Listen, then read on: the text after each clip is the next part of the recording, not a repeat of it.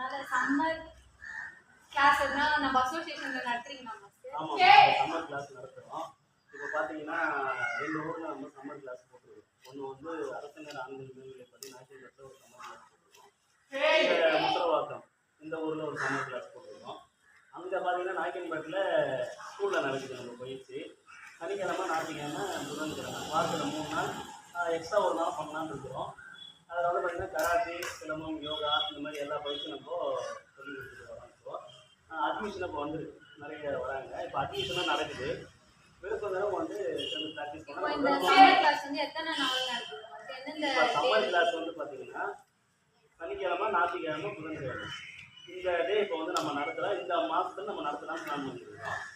யூஸ்வலாக வருஷம் ஃபுல்லாக வந்து சனிக்கிழமை, ஞாயிற்றுக்கிழமை தான் நம்ம கிளாஸ் நடக்கும். பள்ளி விடுமுறை நாளில் பள்ளி ஸ்கூல் உள்ளதா காமன் உள்ள தான் நடக்கும். 2 ஊருமே அப்படி தான்.